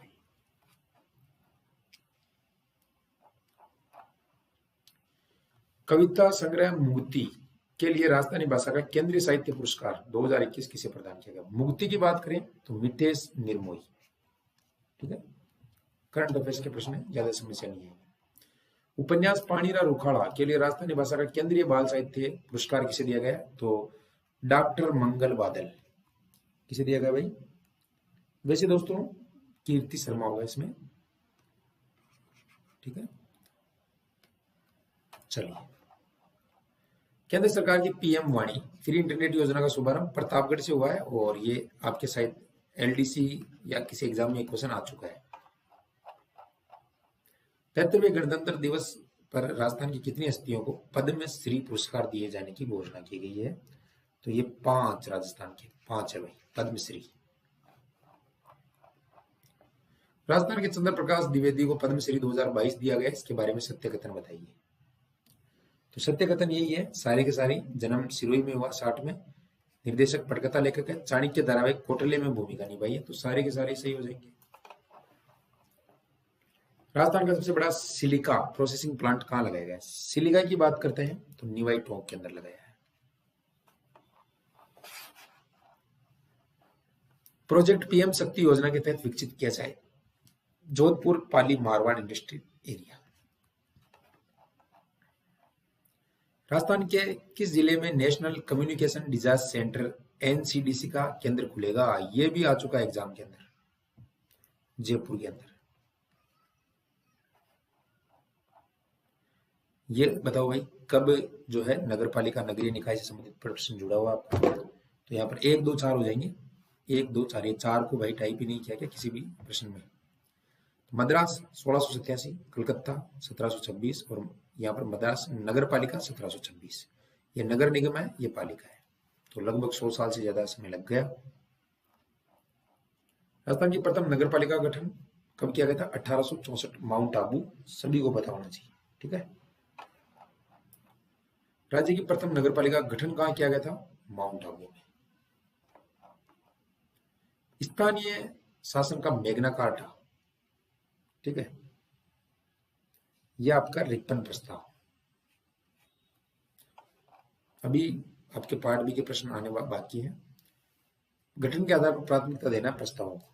तो 3 2 1 यहाँ पर प्रस्ताव टाइप नहीं हुए हैं, तो रॉयल कमीशन, रिपन प्रस्ताव और मेयो प्रस्ताव, ठीक है। रॉयल, रिपन और यहाँ पर मेयो 1 2 और 3। अब ये आपका क्वेश्चन है, तो इसमें जो है पहले आएगा आपका 3, फिर 2, फिर 1, ठीक है। तो 3 2 1 सी करेक्ट हो जाएगा। यानी गठन के आधार पर पहले इसका गठन हुआ था मेयो प्रस्ताव का, फिर हुआ था रिपन का और फिर हुआ था रॉयल का। देख सकते हो यहाँ पर ये किसके लिए थे? मेयो प्रस्ताव किसके लिए था? ये था भाई आपके वित्तीय विकेंद्रीकरण, रिपन लोकतांत्रिक प्रक्रिया और हाबल हाउस प्रस्ताव स्थानीय निकायों के लिए।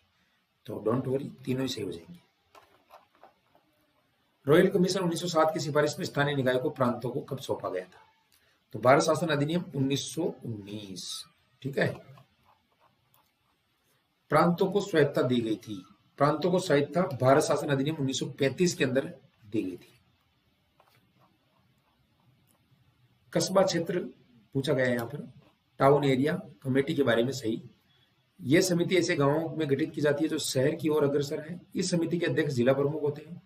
समिति के सभी सदस्यों को निर्वाचन से चुना जाता है। समिति का उद्देश्य कस्बे की विकास योजनाएं तैयार कर उनको क्रियान्वित करता है। 1 और 4 सही हो जाएंगे, सी, ठीक है। 1 और 4। राजस्थान नगर पालिका अधिनियम 2009 के प्रारंभ निम्न में से कौन सा अधिनियम निरस्त किया गया था? तो 1959 का जो अधिनियम था वो निरस्त किया गया था। अब दोस्तों आपके आते हैं पार्ट बी के क्वेश्चन, ठीक है। पार्ट बी यहां से शुरू होता है और 40 क्वेश्चन करवाएंगे यहां से पार्ट बी के, ठीक है। और वो 80 करवा दिए हैं। जो भी साथी अभी जुड़ा है चैनल को एक बार सब्सक्राइब कर लेना, ठीक है। अभी 40 क्वेश्चन और करने वाले हैं। और पीडीएफ आपको जो ये दिख रहा है, आपको टेलीग्राम चैनल का लिंक या नाम है study with MK Chaudhary, search कर लेना। टेलीग्राम में जाके ज्वाइन नहीं हो पा रहा तो वैसे कर लेना, बाकी लिंक से हो जाएगा। या मैसेज कर देना इस नंबर पे, वहां पर लिंक आ जाएगा ऑटोमेटिकली। मैसेज करते ही वहां से ज्वाइन कर सकते हो, ठीक है। इंस्टाग्राम पर फॉलो कर सकते हो। इसके अलावा एप्लीकेशन डाउनलोड कर लेना, वहां पर भी पीडीएफ मिल जाएगी। और टेस्ट सीरीज वहां पर चल रही है, वेरी मोस्ट पीडीएफ भी मिलेगी टेस्ट सीरीज में। ये घोषणा मैं कर देता हूँ आज ही आपको, ठीक है ना। तो ये भी आप ले लेना, ठीक है। और ये जो है यहाँ पर आप देख सकते हो बुक्स वगैरह है और ऑर्डर करना है तो आप ऑर्डर कर सकते हो। तब तक पानी वानी पी लीजिए और एक बार शेयर कर दीजिएगा ताकि आगे अपन बढ़ सके, क्योंकि 120 क्वेश्चनों का टेस्ट शायद ही कोई करवाता होगा पूरे यूट्यूब पर, मुझे नहीं लगता मेरे अलावा। चलिए आगे बढ़ते हैं। राजस्थान नगर पालिका अधिनियम 2009 की धारा 49 के अनुसार नगर पालिका के सभी अभिलेखों की अभिरक्षा और रख रखाव के लिए उत्तरदायी कौन होगा? कौन होगा? बहुत ही शानदार प्रश्न है। नगर पालिका का अधिकारी, मुख्य नगर पालिका अधिकारी। राजस्थान नगर पालिका अधिनियम 2009 की धारा 49 के संदर्भ में असहमति का नोट प्राप्त करने के बाद कितने दिनों के भीतर उपयुक्त अधिकारी को संबंधित नगर पालिका के लिए अपना अंतिम या अंतरिम आदेश पारित करने की आवश्यकता है? 30, ठीक है, 30 दिन या 1 माह। राजस्थान नगर पालिका अधिनियम 2009 की धारा 45 की विषय वस्तु क्या है? तो 45 की बात करें तो मुख्य नगर पालिका की कृत्य हो जाएंगे इसमें।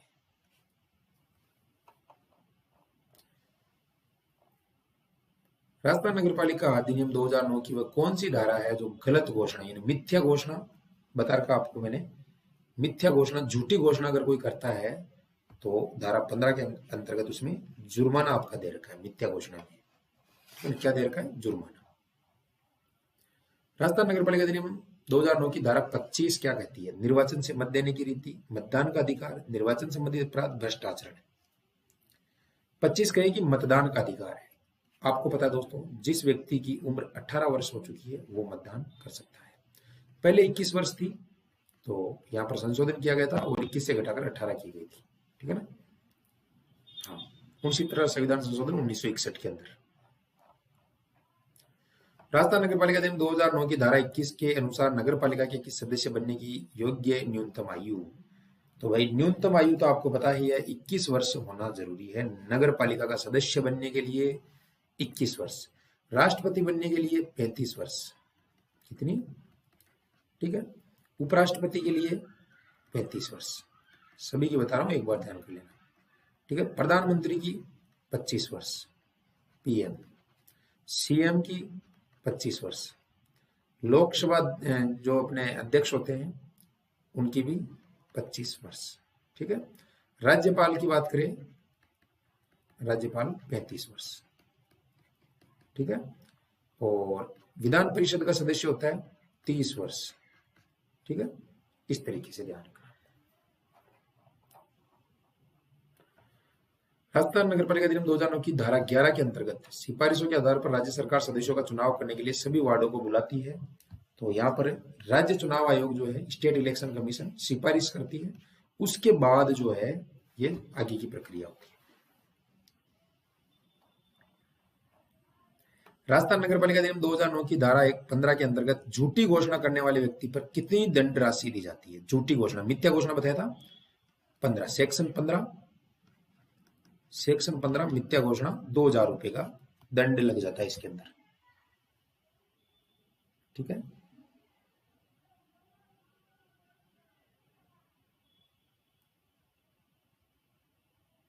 अधिकतम पूछा यहां पर, 1 मिनट, थोड़ा कंफ्यूजन है। अधिकतम ज्यादा तो 5000 रुपए और मिनिमम 2000 से 5000 कम। तो इसका सही उत्तर होगा अपना डी, ठीक है। चलो, ये जो 15 के अंतर्गत है वो भी मैंने बताया था। न्यूनतम पूछा इसमें, अभी उसमें अधिकतम, तो न्यूनतम 2000। अगला देखो, नगरपालिका अधिनियम के संदर्भ में समय समाप्ति के बजाय अन्यथा उत्पन्न हुई अध्यक्ष पद की रिक्ति को इसकी उत्पत्ति की तिथि से लेकर किस अवधि तक भरा जा सकता है? तो आपको पता ही है 6 महीने, कम से कम 6 महीने के अंतर्गत चुनाव हो सकते हैं। अब कई बार स्थिति हो जाती है कि जैसे मान लो, मैं कई बार बताता हूँ आपको, 4 वर्ष और 6 माह का कार्यकाल हो गया, अब कोई सदस्य रिक्त हो जाती है सीट, तो उस समय चुनाव करवाना जरूरी नहीं होता है, ठीक है। कई बार 4 वर्ष में भी मना कर देते हैं, लेकिन कई बार 4 वर्ष 6 माह हो जाता है तब भी नहीं करवाते हैं, और 4 वर्ष में भी नहीं होते।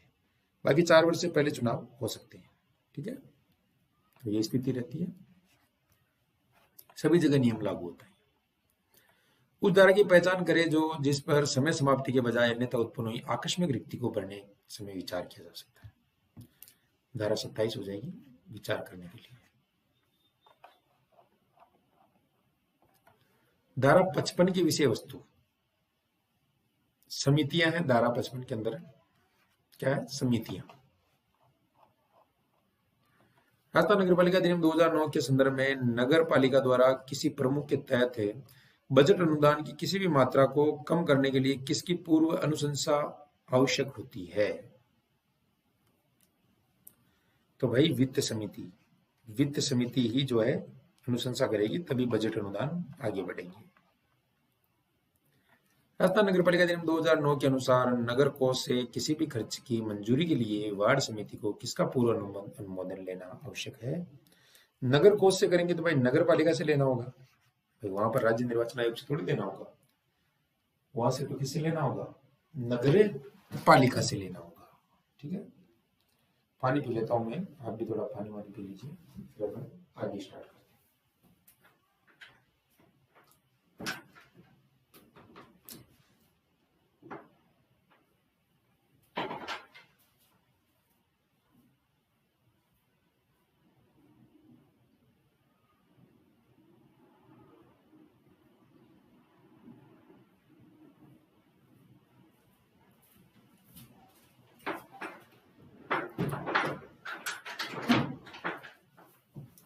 चलिए नेक्स्ट आगे अग्रसर होते हैं प्रश्नों की तरफ। राजस्थान नगर पालिका अधिनियम 2009 के अनुसार कार्य संचालन के लिए साधारण बैठक में कम से कम कितनी समिति सदस्यों की उपस्थिति होना आवश्यक है? तो यहां पर होगा आधा, कम से कम 50%। देखो कई जगह थोड़ा कंफ्यूजन भी लग सकता है आपको, तो आप कुछ प्रश्नों में डाउट है तो बता देना मुझे। ठीक है, मुख्य शीर्षों के अंतर्गत अनुमानित बजट के व्यय पक्ष पर दर्ज और राजस्थान नगर पालिका अधिनियम 2009 के प्रावधान के अनुसार नगर पालिका द्वारा अपनाई गई कुल राशि को क्या कहा जाता है? तो बजट अनुदान ही कहा जाता है उसे, बजट अनुदान। राजस्थान नगर पालिका अधिनियम 2009 की कौन सी धारा व्यष्टि सदस्यों के अधिकार और विशेष अधिकार से संबंधित है? धारा 52। राजस्थान नगर पालिका अधिनियम 2009 की 51 के अनुसार नगर पालिका के कैलेंडर वर्ष में न्यूनतम कितनी बैठकें होनी चाहिए? 6 बैठक होनी चाहिए एक कैलेंडर वर्ष के अंदर। ठीक है ना, जो धारा 3 से 51 तक अपना सेशन है नगर पालिका गठन और शासन। ठीक है, उसमें दोस्तों 6 बैठक होनी चाहिए। ठीक है, अगला देखो क्वेश्चन आपकी स्क्रीन पर आ चुका है, क्वेश्चन देखिएगा। नेक्स्ट, निम्न में से असंगत विकल्प की पहचान कीजिएगा। असंगत जो विकल्प है उसकी पहचान आपको करना है। 1 मिनट। तो यहां पर दोस्तों संपत्ति के अंतःकरण और संविदाओं के संबंध में उपबंध 75 ये नहीं है। बाप की भूमि का अनिवार्य अर्जन 70, संपत्ति का नियत भूमि का अनिवार्य 68 और संपत्ति अर्जित तथा धारण करने की शक्ति 67। अध्याय 4 क्या है नगर पालिका अधिनियम का? अध्याय 4 जो आर्टिकल 9 है वही आपको पढ़ना है 9 तक। इसमें नगर पालिका संपत्ति है, नगर पालिका संपत्ति। धारा 75 के अंतर्गत किसे संबोधित किया गया है? धारा 75 तो नगरीय भूमि संपत्तियों के अधीन अभिलेखों का संचालन है। Option number D. सभी का स्वागत है, कमेंट करते रहिए साथ साथ में ताकि मुझे पता चले, और लास्ट में बताना कितने क्वेश्चन। जो बच्चे लेट जुड़े हैं 120 क्वेश्चनों का टेस्ट करवा रहा हूं, A प्लस B दोनों पार्ट के। मॉडल पेपर 4 नंबर है, प्रीवियस ईयर क्वेश्चन भी शामिल है। PDF टेलीग्राम चैनल पर आपको दी जा रही है, रोजाना 8:45 पर क्लास होती है, तो आराम से आप ज्वाइन कर सकते हो। बाकी कुछ सारी जो क्लासें हैं वो मैंने करवा दी है, प्ले लिस्ट में जाके आप देख सकते हो। 2 टॉपिक बचे हुए हैं आपके, एक तो हस्तकला बचा हुआ है, कला संस्कृति के अंदर हस्तकला। ठीक है, ये आपको करवाना है, ये मैं करवा दूंगा। और एक पर्यटन, ठीक है, पर्यटन का टॉपिक, ये 2 बचे हुए हैं आपके, बाकी सारे करवा दिए कला संस्कृति में। और पॉलिटिकल के अंदर भी जो मुख्य मुख्य थे आपके वो करवा दिए मैंने।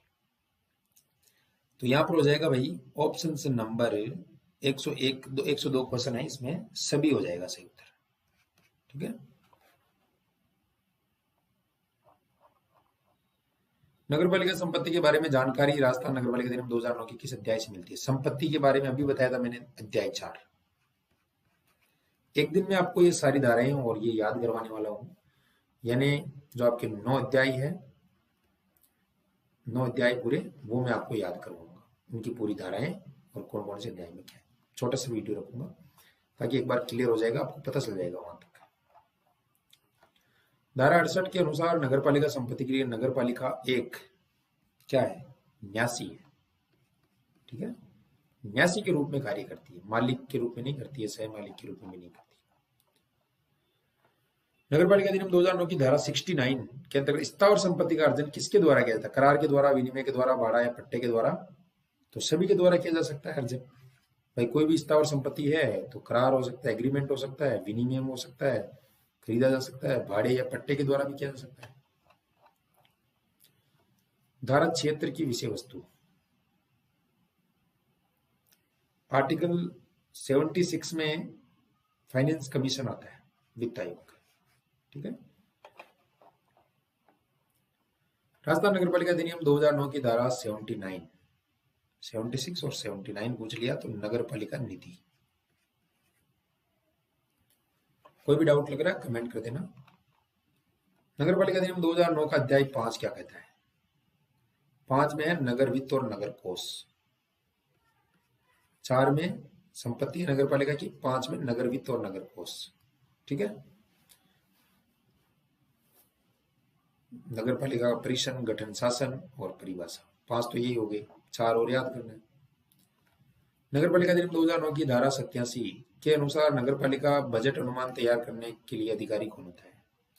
तो बजट के लिए मुख्य नगरपालिका अधिकारी होगा भाई, अनुमान भाई कहाँ खर्च कितना होगा, क्या करना है, कैसे है। ठीक है, चलो साहब नेक्स्ट देखो, राजस्थान नगरपालिका अधिनियम 2009 की धारा 81 के अनुसार निगम कोष से भुगतान करने के लिए अपेक्षित शर्त क्या है? शर्त तो यही है कि वर्तमान बजट अनुदान में अवरुद्ध हो। ठीक है, ये शर्त है। अब तक संसद की संयुक्त बैठक कितने विधायकों पर बुलाई गई है?